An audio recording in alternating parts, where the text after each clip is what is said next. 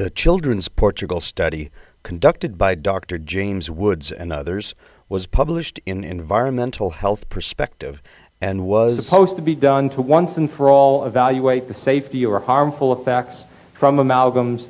It was sponsored by the U.S. government. And it is widely quoted by many health and dental organizations and faculties as evidence that mercury amalgam fillings are safe. There are some inherent flaws in the published Portugal studies. The way Dr. Woods categorized the children into amalgam and non-amalgam groups is a strong example of how the data may not have been represented. David and Mark Geier describe the reason why Woods' work only showed a weak relationship of mercury in the urine due to mercury released from so-called silver amalgam fillings. And at first blush, you might think that makes sense. He's comparing amalgam versus composites. But wait a minute. If you recall, look at how the children fall. You have children with low-dose exposure. You got some with high. You have in the middle. He's lumping everybody in the amalgam group, regardless of their amount of exposure, together into one group. And then he calls that his amalgam group, and then he simply compares that to his composite. That's not a fair comparison. What about the dose-dependent effect? And there's a general principle in epidemiology. The more noise you have, the less likely things are to be statistical. Hence, so he threw all the noise you could possibly have in so that it wouldn't be statistical. And hence, when you look at this data, what you see is the round circles are actually the average amount. The bars that you see, those are what are called confidence intervals. They're saying 95% of the data falls within those. I mean, look at this error bar. It's enormous. It goes from 3 all the way down to a half. That's telling you that there's huge variability in the data. Females consistently, enormous variability in what they're excreting in the urine. Dr. Paul G. King requested the data for the Portugal study from Dr. Woods. He wrote an email to Dr. Woods saying, it was very interesting to read your studies. Would you please send to me the raw data for your analysis? And being an NIH-sponsored study, technically Dr. Woods had to turn over that data. Eventually, he actually turned it over. And so we have been able to obtain all of the raw data from this trial. Looking at this data, we have now, this is one of our studies that's under consideration for publication.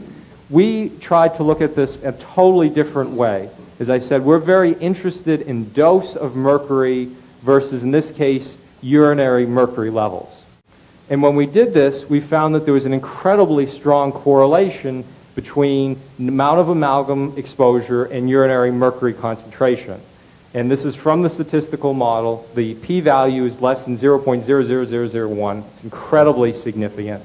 And what this is telling us is that the number of amalgam fillings is directly related to the amount of urinary mercury, and that it follows a dose-dependent fashion, which is exactly what the biology would predict. Now, this is the study that's much more interesting to me, which is to look at urinary porphyrins. Urinary porphyrins are a very interesting piece of science, and I'll give you some background information. This is really now starting to move into amalgams, not just having exposure, but having serious potential adverse outcomes. Porphyrins are molecules at various stages in the pathway that leads to the manufacturing of heme in all human cells. One of the many duties of heme is to serve as an essential component for hemoglobin, which in turn is essential for the delivery of oxygen to our cells. There are several stages and therefore several different porphyrins.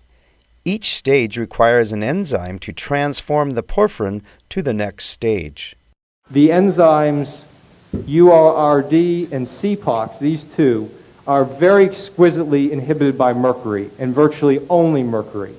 When that happens, what you find is that these 3 porphyrins, which are excreted out in the urine, become very high. Pentacarboxyl-porphyrin, precopper-porphyrin, and coproporphyrin. So when you measure urinary porphyrins, these are derivatives of the heme synthesis pathway in the kidney. As we all know, mercury really likes to go to 2 places in the body, the brain and the kidney. And this provides a very good estimate of mercury body burden. The Geiers then took the data from Dr. Wood's study and determined the amount of mercury the children were exposed to based on the number, duration, and size of the fillings. They then compared the amount of mercury each child was exposed to with their respective porphyrin results. These are our results, and it falls right out. The mercury-associated porphyrins, the pentacarboxyporphyrin, 0.0022, that's the correlation factor. The p-value is 0.015, pre-copper porphyrin, statistically significant copper porphyrin.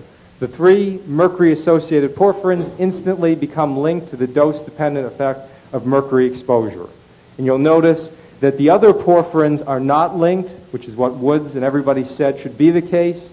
And you also see, interestingly enough, there's a kind of backlog phenomena. If you remember the biochemistry, the enzymes involved with these, this is what's directly inhibited by mercury. You might expect that there should be a very, very subtle sort of backlog. And you see how hexa, the p-value is 0.073. It's not significant, a little bit of effect.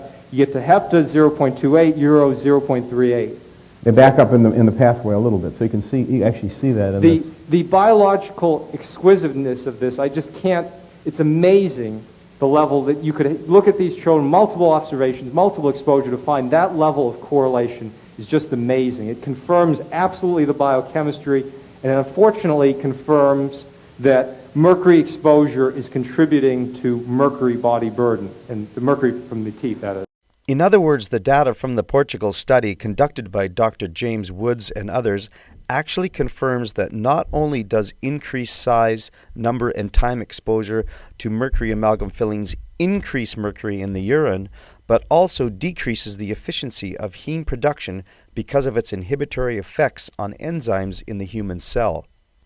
Mercury from silver amalgam fillings, then, is not only contributing to mercury burden, but also negatively affecting basic functions of the human body. A conclusion of safety based on this data cannot be made. On the contrary, it is clear that even a relatively short exposure of 8 years to what would seemingly be very small amounts of mercury from amalgam fillings can still cause disruption of cell function, and therefore mercury amalgam fillings can only be classified as unsafe. So if anybody or organization claims that mercury amalgam fillings are safe according to the Portugal Children's Study or the Wood Study or the Casapia trial, one can confidently correct them by indicating that in actual fact, the data from this study clearly shows that silver amalgams are causing harm.